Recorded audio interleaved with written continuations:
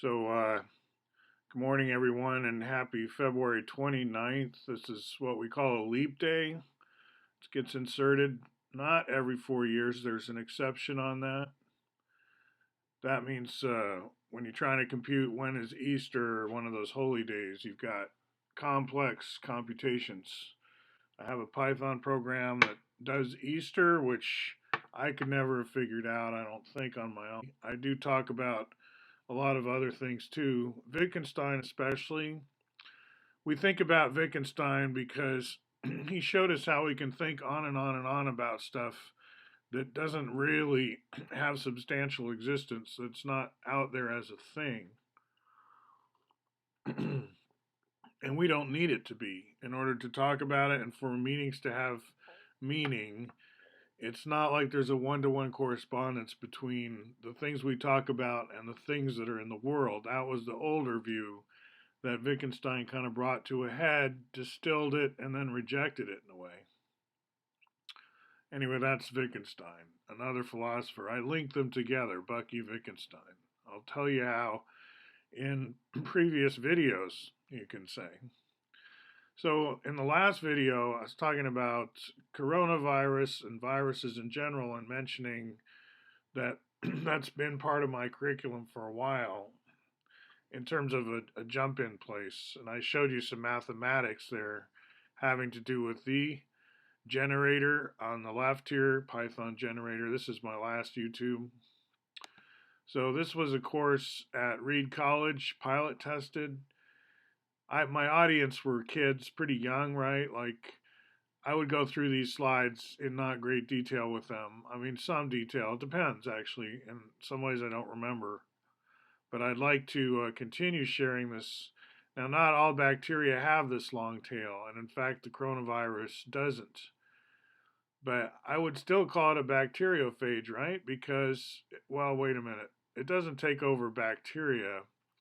It takes over ordinary cells that have DNA or have, just ordinary cells. So if a bacteriophage is a virus that takes over bacteria, that's different. Coronavirus is different. It takes over ordinary cells, right? And so the likeness between bacteriophages and these tripods is something I talk about, but it's also just under the heading of geometry of nature. It's like machine against machine in this picture. We've got this like ship up against this plague looking thing.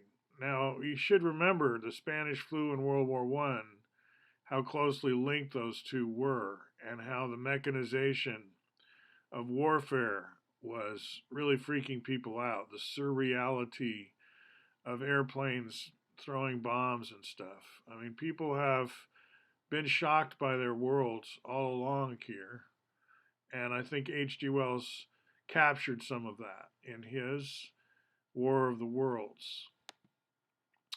Thinking of naming of coronavirus to COVID-19, another theme in this channel has been the naming of Buckminster Fullerene. I have an article that I linked to by that very title, written by E.J. Applewhite, the collaborator on this book, Synergetics. Now here, diving in, I just want to give you the flavor of this American transcendentalism. It's a little bit off-putting, I think, and the best way to treat it is as a literature that, this guy had a good set of results in his life, made a difference, but is this sanity or not, how he writes? And, it looks very disciplined, actually. And you could say that will comes amidst constraints. He says, I know that no amount of individual will can nullify any cosmic law.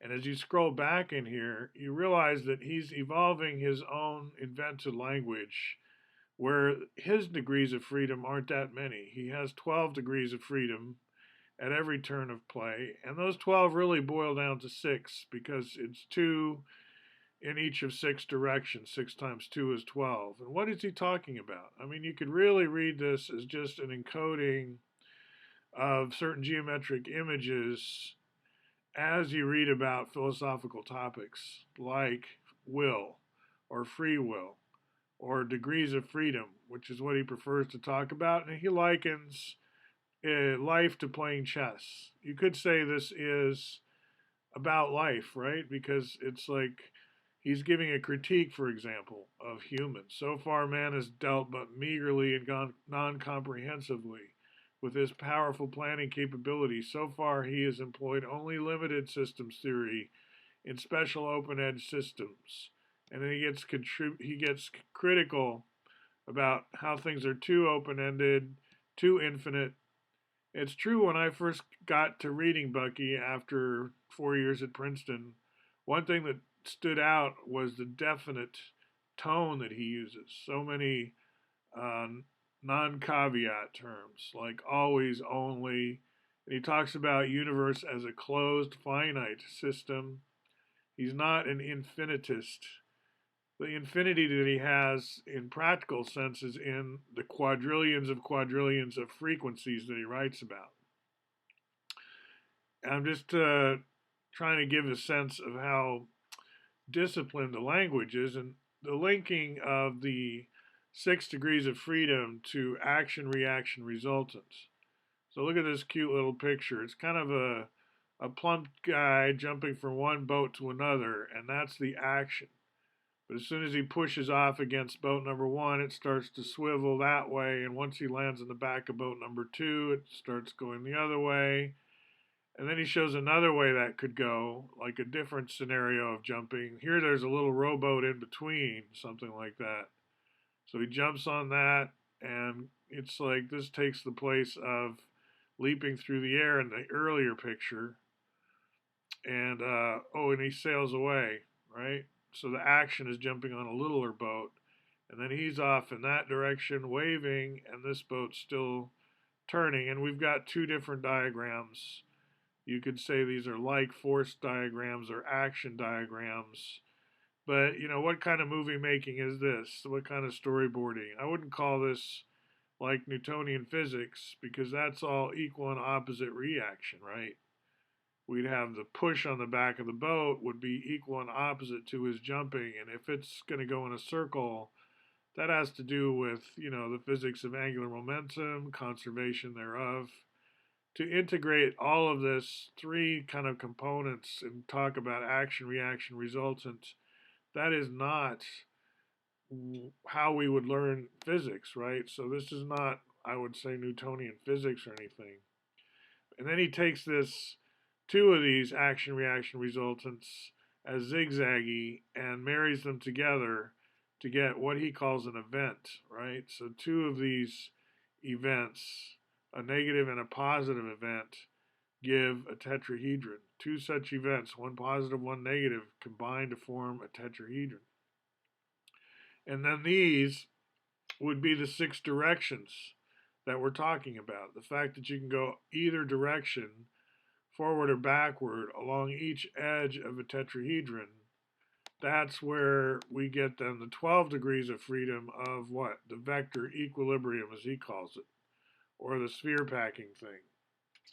In other words, this shape we were talking about in the last video, if you put a ball at the center, then your neighbors are in 12 directions. And those directions are all spoken for with the tetrahedron. It's just you've got 6 possible directions, but either way, 6 times 2 is 12. And that becomes his chessboard, and it becomes his basis also for critiquing XYZ coordinates, which he's always ragging on.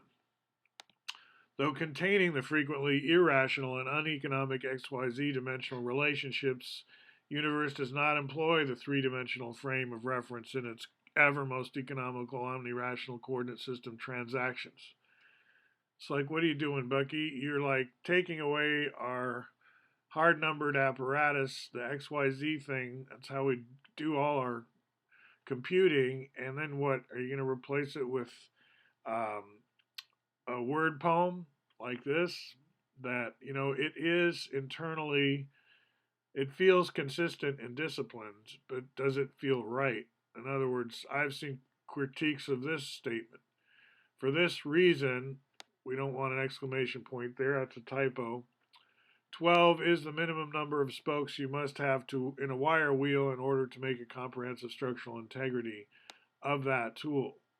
Well, bicycle wheels can get by with fewer than 12 spokes. I've heard 7 is enough, right? I just say, you as a reader of this are free to not believe it. You have degrees of freedom that would not put you on this frequency.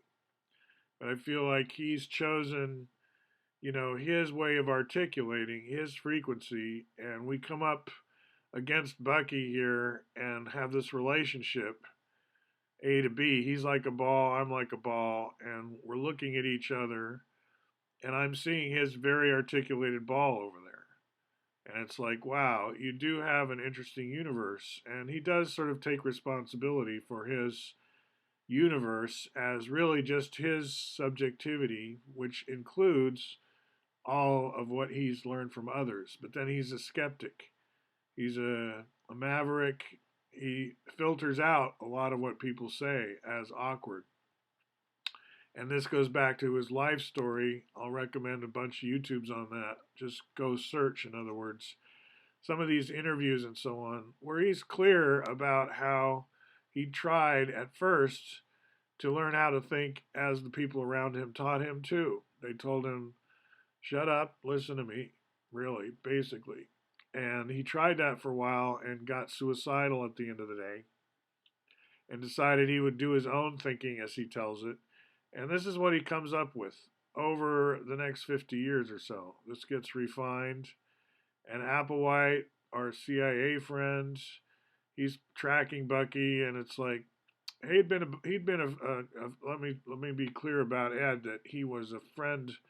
He was an admirer of Bucky Fuller since he was a teenager, like 13 years old or something. He calls himself Fuller's first teenage fan. So it's not like he was in the CIA and tasked with spying on Bucky. No, they were collaborators.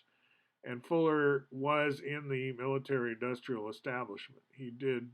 Some people ask, was he a Cold Warrior? And that's a discussion I have throughout. We also mention his connection to the OSS and Vietnam in some place. This channel gets into it, right? But not all here. And also, he was very critical in Grunch of Giants and so forth of the CIA, you could say. In other words, he saw us at a fork in the road as humanity.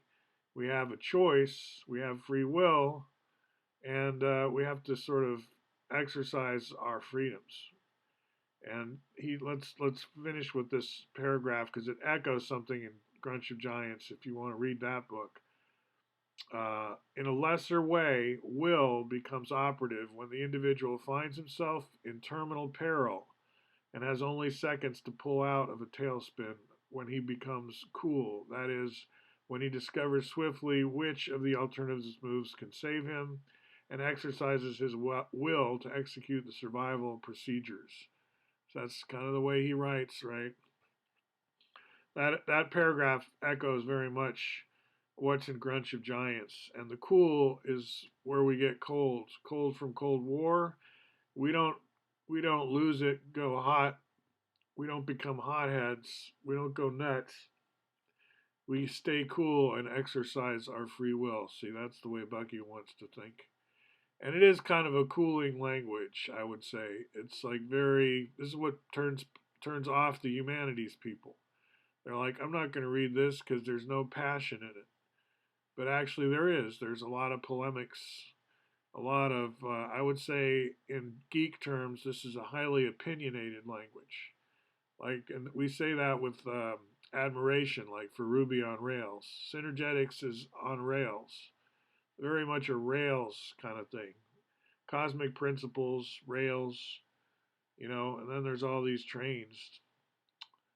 Anyway, let's talk again. I hope I give you the flavor of this, and I'm going to look up more about whether coronavirus is a bacteriophage or not. I think not, right? Because it doesn't infect individual bacteria. All right, talk to you soon.